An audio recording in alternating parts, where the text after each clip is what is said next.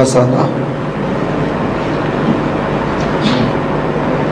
اللہ تبارک و تعالی کی حمد و ثنا کے بعد نبیوں کے امام، پاک بازوں کے سردار، نبی آخر الزمان جناب محمد الرسول اللہ صلی اللہ علیہ وآلہ وسلم کی ذات اقدس پر ان گنت لا تعداد بے شمار درود و سلام ہو۔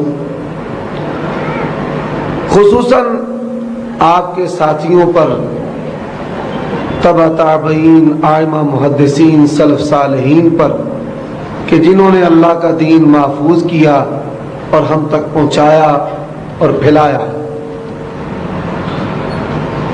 مجھے جو موضوع دیا گیا ہے،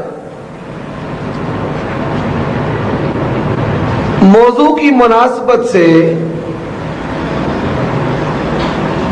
تو یہ علماء کی مجلس میں بیان ہونا چاہیے، اور بڑے جو شیخ ہیں ہمارے اساتذہ میں سے وہ اس کو بیان کریں۔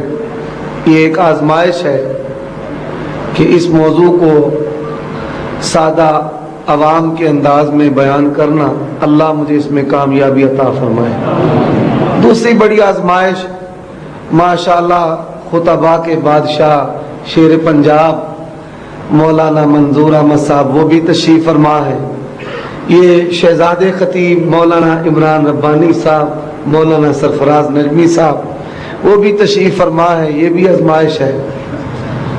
قرآن مجید کی جو میں نے آیت تلاوت کی ہے، اللہ تبارک و تعالی اس آیت میں فرماتے ہیں کہ محمد الرسول اللہ صلی اللہ علیہ وآلہ وسلم تمہارے لیے اسوہ حسنہ۔ پہلی بات حدیث، اللہ تبارک و تعالی کی بات جو ہے وہ حدیث ہے۔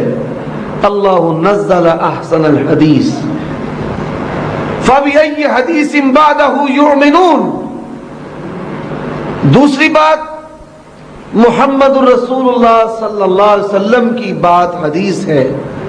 وَإِذْ أَسَرَّ النَّبِيُّ إِلَىٰ بَعْضِ أَزْوَاجِهِ حَدِيثًا، اللہ نے محمد الرسول اللہ صلی اللہ علیہ وسلم کی بات کو حدیث کہا ہے۔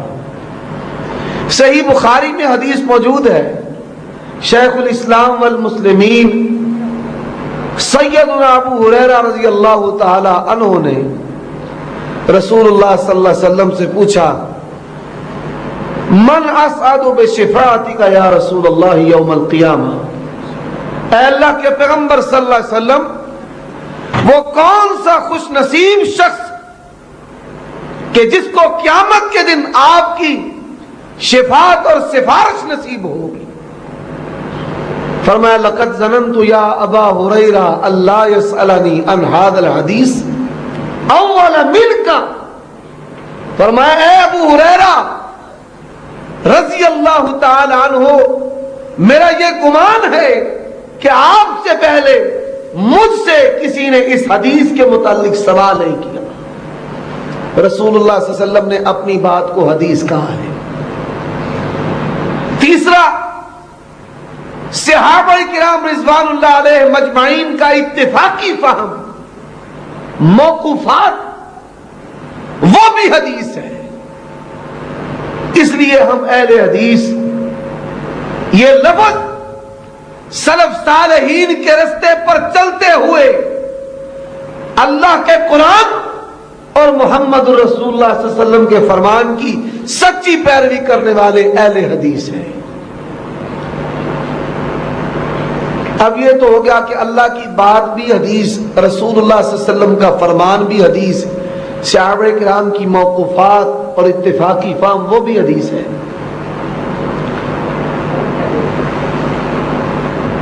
دوسری بات، قرآن مجید جن ذرائع سے ہم تک پہنچا ہے انہی ذرائع سے حدیث ہم تک پہنچی ہے۔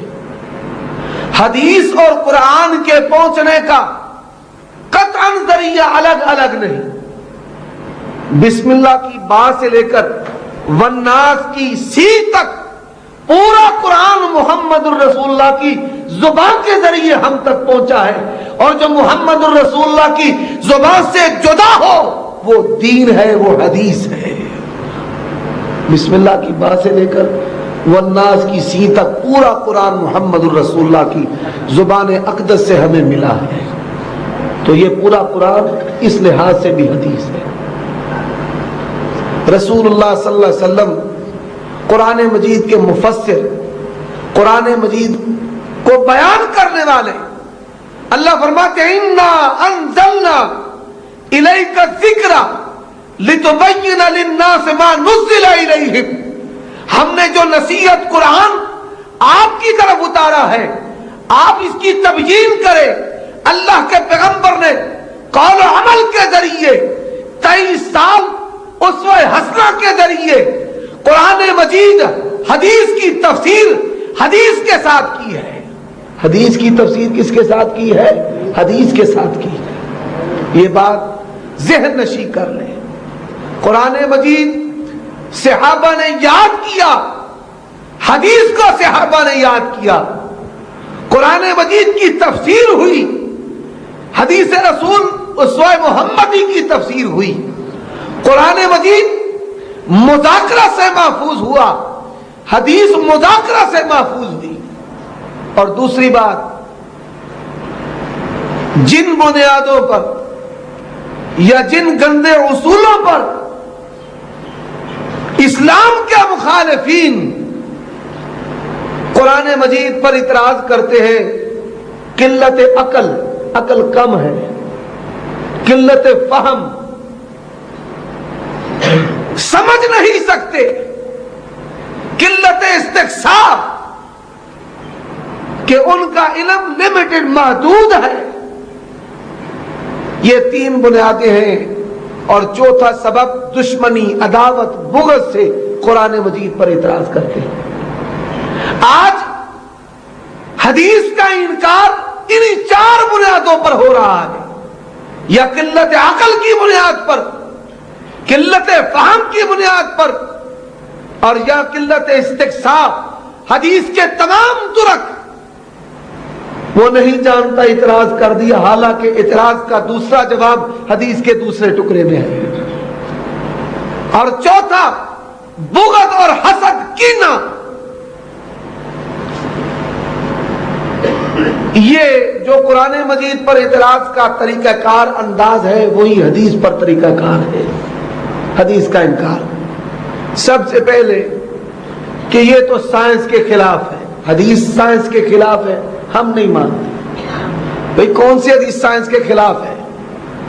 اللہ کے پیغمبر صلی اللہ علیہ وسلم نے فرمایا اذا وقع الذباب فی شراب احدکم فلیغمس، مشروب میں مکھی گر گئی تو مکھی کو ڈبو کر باہر نکال کر پی لے، ایک پر میں وبا ہے دوسری میں شفا ہے۔ لوگوں نے مذاق اڑایا کہ مولویوں نے اسلام کو مکھی چوس بنا دیا، یہ حدیث سائنس کے خلاف ہے، حدیث کا انکار کیا گیا۔ اب سائنس کے خلاف کہتے نہیں جی قرآن مجید تو یہ دیکھیں کیا بات ہے، قرآن مجید کو ہم نے ماننا ہے، بس یہ جو سارا اختلاف ہے یہ نعوذ باللہ حدیث کی وجہ سے آیا ہے، سائنس کے خلاف ہے، حدیث حدیث سے ٹکراتی ہے، عقل کے خلاف ہے۔ تو قرآن مجید ایک واقعہ بیان کرتا ہے اصحاب کہف کا۔ حدیث کے منکر آپ ان کے سامنے یہ پیش کریں، اصحاب کہف کتنے 100 سال سوئے رہے ہیں؟ 309 سال، 9 سال اور 3 صدیاں۔ وَنُكَلِّمُهُمْ ذَاتَ الْيَمِينِ وَذَاتَ الشِّمَالِ وَقَلْبُهُمْ بَاسِطٌ ذِرَاعِهِ بِالْوَسِيطِ۔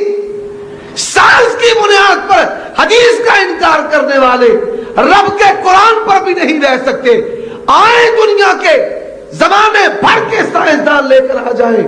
اللہ بیان کرتا ہے میرے ولی توحید کے علمبردار 9 سال اور 3 صدیاں، 300 سال، 309 سال میں نے ان کو سلایا۔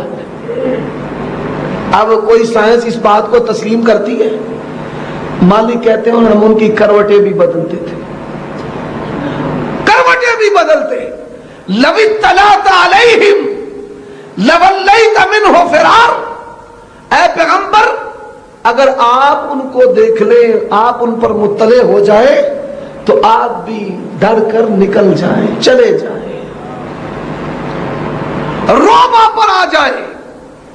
اب کون سی سائنس ہے جو اس کو تسلیم کرتی؟ سائنس مذہب کے تحت ہے.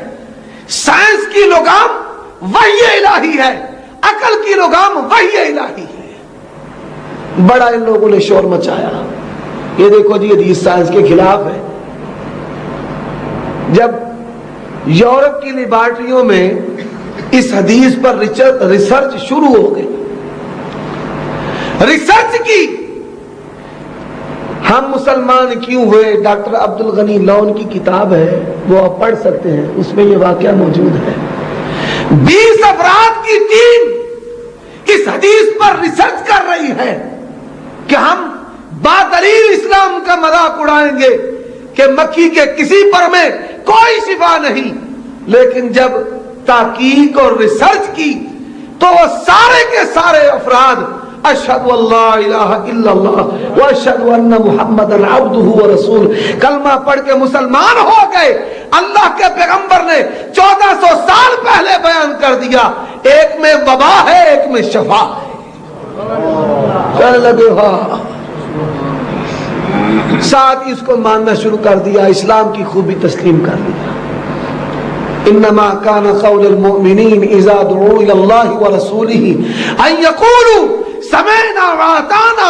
عقل میں آئے یا نہ آئے, جو اللہ نے کہہ دیا, جو اس کے پیغمبر محمد الرسول اللہ نے فرما دیا, وہ حق ہے, وہ سچ ہے.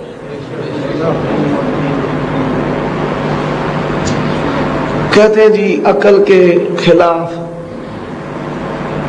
اب عقل اللہ کا وجود بھی تسلیم نہیں کرتی, فرشتوں کا بھی وجود تسلیم نہیں کرتی, جنت اور جہنم کو بھی تسلیم نہیں کرتی. اگر عقل کی بنیاد پر حدیث کا رد ہے تو اسی بنیاد پر پھر قرآن کا بھی رد ہوگا.